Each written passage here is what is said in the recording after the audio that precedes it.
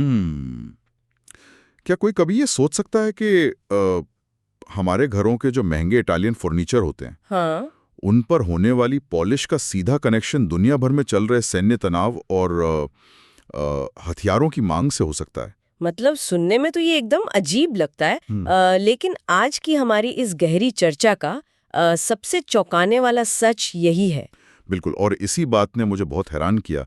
तो आज की इस डीप डाइव में हम एक ऐसी ही बहुत ही असाधारण व्यापारिक कहानी का विश्लेषण करने वाले हैं। हाँ, और हमारे सामने आज सिरका पेंट्स इंडिया लिमिटेड के वित्त वर्ष 26 की चौथी तिमाही मतलब Q4 FY26 की अर्निंग्स कॉल ट्रांसक्रिप्ट और उनकी प्रेजेंटेशन है। सही कहा। और हमारा मिशन ये समझना है कि कैसे एकदम premium luxurious Italian would coating brand भारतीय बाजार में अपना पूरा साम्राज्य खड़ा कर रहा है, वो भी एक ऐसी रणनीति के साथ जिसने उन्हें पूरी तरह से इटली पर निर्भर रहने से बदलकर 95% मेड इन इंडिया मैन्युफैक्चरर बना दिया है। देखिए, ये जो अर्निंग्स कॉल की दस्तावेज है ना, ये सिर्फ आंकड़ों का पुलिंदा नहीं है। अगर हम इन्हें गहराई से पढ़ें तो ये एक तरह की मास्टर क्लास है कि कैसे कोई कंपनी एक सुस्त पड़े बाजार में भी अपनी जगह बनाती है। हाँ, क्योंकि बिल्डिंग मटेरियल का पूरा सेक्टर इस वक्त मांग की कमी से जूझ रहा है ना? बिल्कुल। लेकिन सिरका के जो वित्त वर्ष 26 के आंकड़े हैं, हाँ। वो एकदम अलग ही कहानी कहते हैं। हाँ। उनका कुल रेवेन्यू 492.48 करोड़ रुपए रहा है। अरे वाह! मतलब पिछले साल के मुकाबले ये तो लगभग 32% की भारी छलांग है। हाँ, 32% की ग्रोथ, और वो भी तब जब पूरी इंडस्ट्री संघर्ष कर रही है। और मैंने डेटा में देखा कि उनका जो ईबीडीआई मार्जिन है वो भी करीब 20% के आसपास एकदम मजबूती से टिका हुआ है। मुझे यहाँ बस एक बात समझ नहीं आ रही है। जी बताइए। मतलब एक कंपनी जो इटली का इतना महंगा और प्रीमियम ब्रांड है, वो अचानक से इतनी तेजी से भारत के बाजार पर कब्जा कैसे कर रही है? देखिए, इसके पीछे का जो सबसे बड़ा कारण है वो है उनका ट्रेडर से मेकर बनने का सफर। अगर हम वित्त वर्ष 24 तक की स्थिति देखें ना, तो सिरका अपना 100% माल इटली से तैयार करवाकर इंपोर्ट करती थी। मतलब वो बस वहां से कंटेनर मंगाते थे और भारत में बेचते थे? बिल्कुल। लेकिन FY26 के खत्म होते होते उन्होंने इस पूरे मॉडल को पलट कर रख दिया। आज जो प्रोडक्ट वो पहले आयात करते थे, उसका 95% हिस्सा भारत में ही बन रहा है। 95%? ये तो बहुत बड़ा शिफ्ट है। हाँ, ट्रांसक्रिप्ट के आंकड़ों पर अगर हम गौर करें तो सिरका के कुल 372 करोड़ के कोर बिजनेस में से 252 करोड़ रुपए उन प्रोडक्ट्स से आए हैं जो मेड इन इंडिया है। और सिर्फ 124 करोड़ रुपए इटली से आए सामान से, है ना? एकदम सही। यार, ये कदम मुझे काफी जोखिम भरा लगता है। मतलब ये तो बिल्कुल वैसा ही है जैसे कोई मशहूर मिशेलिन स्टार इटालियन रेस्टोरेंट हो जो पहले अपना पास्ता और सॉस सब इटली से मंगाता हो और फिर अचानक से कहें कि अब हम सारा ऑथेंटिक खाना दिल्ली या मुंबई की किसी लोकल किचन में बनाएंगे। क्या भारत में प्रोडक्शन शिफ्ट करने से उनकी उस प्रीमियम इटालियन इमेज पर कोई नेगेटिव असर नहीं पड़ा? देखिए, जोखिम तो था, लेकिन इसके पीछे की जो गणित है ना, उसने सारा खेल बदल दिया। भारत में लोकल मैन्युफैक्चरिंग करने से सीधा सीधा जो इंपोर्ट ड्यूटी और लॉजिस्टिक्स का भारी खर्च था, वो बच गया। अच्छा, तो लागत कम हो गई? हाँ, इससे कंपनी को अपनी कुल लागत में लगभग 20% की भारी बचत हुई। 20%? मार्जिन बहुत होता है। लेकिन फिर क्वालिटी का क्या? लोग तो इटालियन क्वालिटी के लिए भारी पैसा देते हैं ना? उसके लिए उन्होंने एक बहुत बढ़िया तरीका निकाला। क्वालिटी कंट्रोल के लिए जो इटली की पेरेंट कंपनी है ना, सिरका स्पा, वो भारत में बने हर प्रोडक्ट पर 0.75% की रॉयल्टी लेती है। अच्छा, मतलब फॉर्मुलेशन और स्टैंडर्ड बिल्कुल इटली जैसा ही रहे, इसके लिए वो निगरानी रखते हैं? बिल्कुल। क्वालिटी वही है, बस बनने की जगह बदल गई। लेकिन जब कोई कंपनी 20% लागत बचाती है तो आमतौर पे मैनेजमेंट उसे सीधे अपने मुनाफे में जोड़ लेता है ना? ताकि उनकी बैलेंस शीट अच्छी दिखे। हाँ, आमतौर पर तो कॉर्पोरेट दुनिया में ऐसा ही होता है, लेकिन सिरका के मैनेजमेंट ने यहाँ एक बहुत ही काउंटर इंट्यूटिव कदम उठाया। मतलब आम सोच से एकदम अलग। वो कैसे? उन्होंने मुनाफा अपनी जेब में नहीं रखा? जी नहीं, उन्होंने उस 20% मुनाफे को पूरी तरह से अपनी जेब में नहीं रखा। उन्होंने 12 से 15% का जो सीधा फायदा था वो कीमतों में छूट देकर ग्राहकों तक पहुंचा दिया। एक सेकंड, 12 से 15% का डिस्काउंट दे दिया?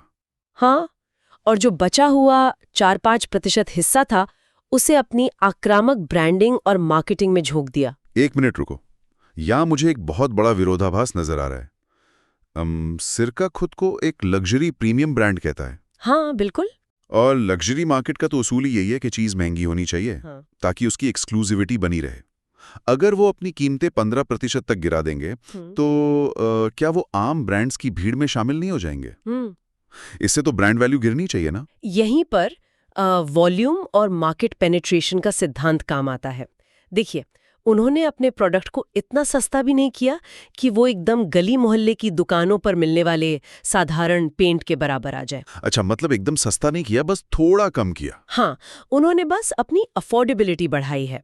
जब एक लग्जरी इटालियन प्रोडक्ट बिना क्वालिटी गिराए थोड़े से किफ़ायती दाम पर मिलने लगता है तो जो मिडिल क्लास ग्राहक पहले उसे खरीदने से हिचकिचाता था वो भी उसे अपना लेता है। समझ गया, मतलब वॉल्यूम बढ़ गया। बिल्कुल। नतीजा ये हुआ कि उनके पॉलीयूरेथेन यानी जो पीयू प्रोडक्ट्स है उनकी बिक्री की मात्रा में ज़बरदस्त उछाल आया। उनका प्रति लीटर मुनाफा शायद थोड़ा कम हुआ हो, लेकिन ग्राहकों का दायरा इतना बढ़ गया कि 32% की रेवेन्यू ग्रोथ हासिल हो गई। ये वाकई एक बहुत चतुर रणनीति है। लेकिन मैं थोड़ा और गहराई में जाना चाहूँगा यहाँ पर।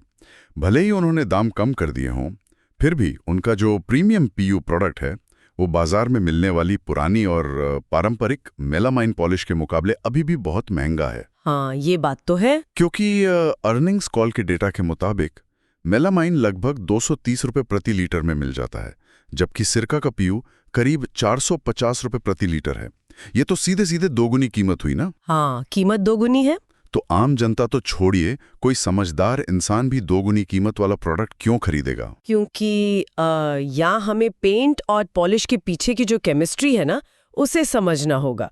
लोग अक्सर पेंट खरीदते वक्त सिर्फ डब्बे की कीमत देखते हैं, लेकिन असली खेल कवरेज का होता है। कवरेज मतलब वो कितना एरिया कवर करता है। बिल्कुल। मेलामाइन एक बहुत पुरानी तकनीक है। जब इसे लकड़ी पर लगाया जाता है तो उसके कई कोटियां परतें लगानी पड़ती हैं और ये हवा में बहुत जल्दी उड़ता भी है। अच्छा, और पीयू के साथ ऐसा नहीं है? नहीं, पीयू यानी पॉलीयूरेथेन लकड़ी के साथ एक अलग तरह का रासायनिक बंधन बनाता है जिसे क्रॉस लिंकिंग कहते हैं। मतलब पीयू लकड़ी के सतह पर एक मजबूत प्लास्टिक जैसी परत बना देता है। एकदम सही। और इस मजबूत परत के कारण 1 लीटर पीयू बहुत बड़े हिस्से को कवर कर लेता है। ओह, अब समझ आया। तो जब कोई ठेकेदार खर्च का हिसाब लगाता है ना, तो डब्बे की कीमत दोगुनी होने के बावजूद प्रति स्क्वायर फुट के हिसाब से मेलामाइन और पीयू की कुल लागत में सिर्फ 10% का ही फर्क आता है। सिर्फ 10% का फर्क? ये तो कुछ भी नहीं है। हाँ, और उस 10% एक्स्ट्रा खर्च के बदले जो चमक, मजबूती और वाटर रेजिस्टेंस मिलता है वो मेलामाइन में तो कभी मिल ही नहीं सकता। यार, ये तो हुई तकनीक की बात, लेकिन कोई आम ग्राहक जो अपना घर बनवा रहा है उसे पीयू के क्रॉस लिंकिंग या कवरेज एरिया के बारे में क्या पता? सही सवाल है। वो तो बस दुकान पे जाएगा और सस्ता मेलामाइन उठा लाएगा, है ना? सिरका अपना महंगा माल सीधे ग्राहकों को कैसे बेच रही है? मजे की बात यह है कि वो सीधे ग्राहकों को बेचते ही नहीं है। क्या? लेकिन उनका तो रिटेल में बड़ा हिस्सा है ना। उनका 70% व्यापार रिटेल से आता है, लेकिन वो आम ग्राहक को टारगेट नहीं करते। वो इस पूरी इंडस्ट्री के डॉक्टर को टारगेट करते हैं। डॉक्टर मतलब आर्किटेक्ट्स और इंटीरियर डिजाइनर्स? एकदम सही पकड़े। देखिए, ये बिल्कुल फार्मा इंडस्ट्री की तरह काम करता है। कोई मरीज जब बीमार होता है तो वो खुद जाके दवा नहीं चुनता, वो डॉक्टर के पास जाता है। हाँ, डॉक्टर जो पर्चे पे लिख देता है, मरीज केमिस्ट से जाके चुपचाप वही खरीद लेता है। बिल्कुल। इसी तरह जब कोई व्यक्ति करोड़ों रुपए लगाकर घर बनवाता है तो वो लकड़ी की पॉलिश खुद सिलेक्ट नहीं करता, वो आर्किटेक्ट पर भरोसा करता है। अगर आर्किटेक्ट ने अपनी ड्राइंग में लिख दिया कि लकड़ी पर सिरका का पीयू ही लगेगा तो कॉन्ट्रैक्टर वही खरीदता है। अरे वाह, अब मुझे ट्रांसक्रिप्ट का वो हिस्सा समझ आ रहा है जिसने मुझे सच में सबसे ज्यादा चौंका दिया था। कौन सा हिस्सा? सिरका ने सिरका स्पेशलिस्ट नाम का एक रॉयल्टी प्रोग्राम चलाया और इस प्रोग्राम के तहत उन्होंने भारत भर से 60 आर्किटेक्ट्स के कपल्स को सीधे आइसलैंड की एक्सक्लूसिव ट्रिप पर भेजा। हाँ, ये बहुत बड़ी बात थी। जब मैंने ये पढ़ा तो मैं हैरान रह गया। मतलब एक पेंट कंपनी कुछ आर्किटेक्ट्स को आइसलैंड भेज रही है। क्या ये सिर्फ एक बहुत महंगा मार्केटिंग स्टंट नहीं है? ऐसा लग सकता है। अगर उन्हें कमीशन ही देना था तो सीधे नगद पैसा क्यों नहीं दे दिया? देखिए, नकद पैसा एक बार दिया जाता है और लोग उसे भूल जाते हैं। लेकिन जब कोई कंपनी देश के शीर्ष 60 आर्किटेक्ट्स को उनके पार्टनर्स के साथ आइसलैंड जैसी विदेशी और एक्सक्लूसिव जगह ले जाती है ना, तो वो एक गहरा मनोवैज्ञानिक जुड़ाव पैदा कर रही होती है। आर्किटेक्ट्स खुद को कलाकार मानते हैं, सिर्फ ठेकेदार नहीं। वो सम्मान और एक्सक्लूसिविटी चाहते हैं। अच्छा, तो मतलब ये एक एलीट क्लब बनाने जैसा है। बिल्कुल। इस ट्रिप के जरिए सिरका ने इन 60 प्रभावशाली लोगों का एक ऐसा नेटवर्क बना दिया जो अब सालों साल अपने बड़े प्रोजेक्ट्स में सिरका का ही नाम लिखेंगे।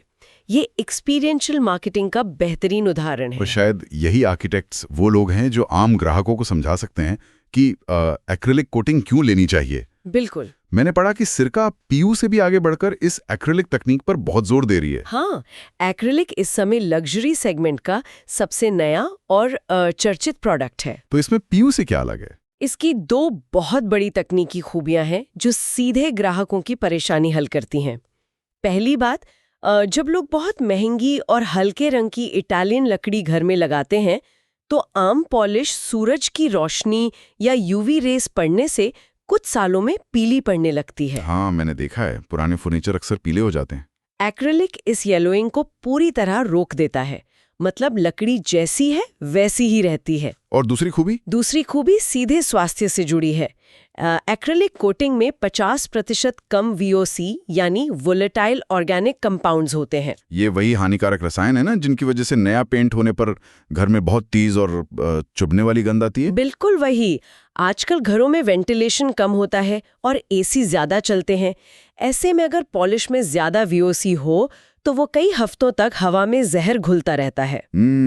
तो आर्किटेक्ट्स अपने अमीर ग्राहकों को यही समझाते होंगे कि अगर स्वास्थ्य और लकड़ी की असली रंगत बचानी है तो थोड़े और पैसे देकर एक्रिलिक लगाओ। हाँ, और लोग मानते भी हैं। देखिए, ये रणनीति कागज पर तो बहुत शानदार लगती है। लग्जरी मार्केट आर्किटेक्ट्स को लुभाना और महंगे एक्रेलिक बेचना। लेकिन कोई भी कंपनी सिर्फ 1-2% के एलीट वर्ग को सामान बेचकर भारत जैसे बड़े देश में राज नहीं कर सकती ना। एकदम सही। और सिरका का मैनेजमेंट इस सच को बहुत अच्छी तरह जानता है। अच्छा। इसीलिए उन्होंने अपने साम्राज्य के विस्तार के लिए एक बहुत बड़ा अधिग्रहण किया है। उन्होंने वेम्बली नाम के एक ब्रांड को खरीदा है। हाँ, मैंने इसके बारे में पढ़ा। लेकिन वेम्बली कोई लग्जरी ब्रांड तो नहीं है? नहीं, ये एक मास मार्केट प्रोडक्ट है जो सस्ते सैंडिंग सीलर, लैकर और NC मतलब नाइट्रोसेल्युलोज कोटिंग्स बनाता है। इस एक्विजिशन से सिरका के रेवेन्यू में सीधे 74 करोड़ रुपए का इजाफा हुआ है। लेकिन यहाँ मैं फिर से मैनेजमेंट की सोच पर एक सवाल उठाना चाहूंगा। जी बताइए। ये तो वही बात हुई ना कि कोई बहुत बड़ा लग्जरी ब्रांड एक ही शोरूम में 2 लाख रुपए का डिजाइनर बैग भी बेच रहा है और उसी काउंटर पर 500 रुपए का प्लास्टिक का थैला भी। अच्छा, आप इमेज की बात कर रहे हैं। हाँ, मतलब एक तरफ आप आइसलैंड की ट्रिप देकर सिरका को प्रीमियम बना रहे हैं और दूसरी तरफ आपने एक सस्ता मास मार्केट प्रोडक्ट वेम्बली खरीद लिया। क्या इससे सिरका की इटालियन इमेज पूरी तरह बर्बाद नहीं हो जाएगी? देखिए, अगर दोनों को एक ही तरह से बेचा जाए तो बिल्कुल इमेज खराब होगी। लेकिन यहाँ हमें ऑटोमोबाइल इंडस्ट्री का उदाहरण देखना चाहिए। वो कैसे? जो वोक्सवैगन ग्रुप है उसके पास दुनिया की सबसे महंगी हाइपर लग्जरी कारें जैसे पोर्शे और ऑडी भी हैं और साथ ही स्कोडा और वोक्सवैगन जैसी आम बजट की कारें भी हैं। लेकिन वो पोर्शे और वोक्सवैगन को एक ही शोरूम में तो नहीं बेचते? बिल्कुल, सिरका भी तो यही कर रही है। इसे मल्टी ब्रांड स्ट्रैटेजी कहते हैं। अच्छा। सामने से ग्राहक को 2 अलग-अलग ब्रांड दिखते हैं। सिरका का बोर्ड अलग लगता है, वेम्बले की पैकिंग अलग होती है, लेकिन बैकएंड में दोनों की सप्लाई चेन एक ही है। ओहो, मतलब डिस्ट्रीब्यूशन का फायदा उठा रहे हैं। हाँ, जो ट्रक डिपो से सिरका का माल लेकर निकलता है उसी ट्रक में वेम्बली का सस्ता माल भी रखा होता है। जो डिस्ट्रीब्यूटर छोटे शहरों में वेम्बली बेच रहा था उसे धीरे धीरे सिरका के प्रीमियम प्रोडक्ट्स का डिस्ट्रीब्यूटर बनाया जा रहा है। ये तो बहुत स्मार्ट है। और इसका सबसे ज्यादा फायदा उन्हें भौगोलिक विस्तार में मिल रहा है। भौगोलिक विस्तार से याद आया, ट्रांसक्रिप्ट में एक आंकड़ा बहुत साफ तौर पर चिंता का विषय था। सिरका का 80% व्यापार अभी भी सिर्फ उत्तर भारत से आता है। मतलब सिर्फ दिल्ली, पंजाब, हरियाणा ही इनका गढ़ है।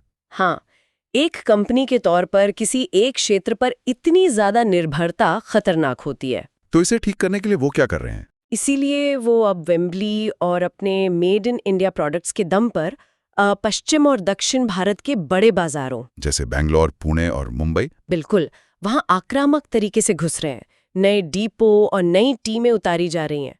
उनका विजन बहुत स्पष्ट है कि वित्त वर्ष 29 मतलब FY29 तक 1000 करोड़ रुपए का रेवेन्यू हासिल करना है। 1000 करोड़? इसके लिए तो उन्हें लगातार 25-30% की सालाना ग्रोथ बनाए रखनी होगी। हाँ, और ये आंकड़ा सिर्फ भारत के भरोसे हासिल नहीं किया जा सकता। उन्हें देश से बाहर भी निकलना होगा। बिल्कुल। और एक्सपोर्ट के लिए उन्होंने जो ब्रांडिंग की चाल चली है वो किसी केस स्टडी से कम नहीं है। मैंने पढ़ा कि कंपनी मिडिल ईस्ट में भारी एक्सपोर्ट करना चाहती है। हाँ, खाड़ी देशों में। लेकिन वहां तो पहले से ही टर्की और चीन के बहुत सस्ते ब्रांड्स का कब्जा है ना? अगर सिरका वहां जाके सस्ते दामों पर प्रतिस्पर्धा करेगी तो उसकी जो ग्लोबल प्रीमियम इमेज है उसका क्या होगा? यही तो पेंच है। उन्होंने मिडिल ईस्ट के बाजार के लिए सिरका नाम का इस्तेमाल ही नहीं किया। क्या बात कर रहे हो? तो फिर क्या नाम रखा? उन्होंने एक नया ब्रांड नाम घड़ा, वेम्बले वैलेंटिनो। Wembley Valentino? हाँ, ये नाम सुनने में थोड़ा इटालियन लगता है, लेकिन असल में ये उनका किफायती प्रोडक्ट है। अरे वाह! इस नाम के साथ वो मिडिल ईस्ट के सस्ते ब्रांड से जमकर मुकाबला भी कर रहे हैं और सिरका की असली इटालियन लग्जरी इमेज पर एक खरोच तक नहीं आ रही। ये रणनीति सच में कमाल की है। अपना प्रीमियम नाम बचाते हुए मास मार्केट का फायदा उठाना। अब तक हमने उनकी मार्केटिंग विस्तार और रणनीति पर बात की, लेकिन अब मैं उस मुद्दे पर आना चाहता हूं जिसने मुझे इस पूरी ट्रांसक्रिप्ट में सच में सबसे ज्यादा चौंकाया था। आप NC कॉटन की बात कर रहे हैं ना? हाँ, अर्निंग्स कॉल के दौरान NC कॉटन मतलब नाइट्रोसेल्यूलोज नाम के कच्चे माल की कमी का जिक्र हुआ। मार्च के महीने में इस कच्चे माल की इतनी भयंकर कमी हो गई कि कंपनी को 4-5 करोड़ रुपए के ऑर्डर्स का नुकसान उठाना पड़ा। सही कहा। और जब एनालिस्ट्स ने मैनेजमेंट से इसका कारण पूछा तो जो जवाब मिला वो तो एकदम दिमाग हिला देने वाला था। हाँ, और यही वो बिंदु है जहां एक आम पेंट का डब्बा सीधे ग्लोबल जियोपॉलिटिक्स या वैश्विक राजनीति से जुड़ जाता है। देखिए, सिरका के पास नाइट्रिक्स नाम की एक कंपनी से ये NC कॉटन आता है। अच्छा। ये वो रसायन है जो मास मार्केट वाले वेम्बली के प्रोडक्ट्स में एक बहुत जरूरी बाइंडर का काम करता है। लेकिन ये अचानक गायब क्यों हो गया?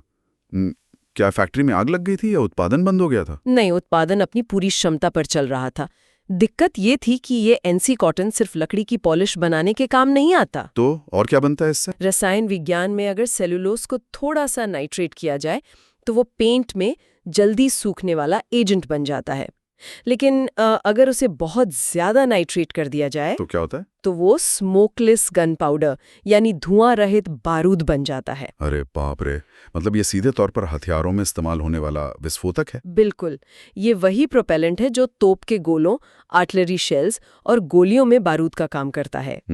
और पिछले कुछ महीनों में दुनिया के अलग अलग हिस्सों में, चाहे वो यूरोप हो या मध्य पूर्व, सैन्य तनाव एकदम अपने चरम पर हैं। हाँ, और इसी वजह से पश्चिमी देशों के डिफेंस कॉन्ट्रैक्टर्स को अचानक लाखों तोप के गोलों का ऑर्डर मिल गया। इसका मतलब है कि हथियारों की भारी मांग पूरी करने के लिए दुनिया भर के सप्लायर्स ने इस NC कॉटन को पेंट इंडस्ट्री से छीनकर सीधे डिफेंस सेक्टर की तरफ डाइवर्ट कर दिया। एकदम सटीक विश्लेषण।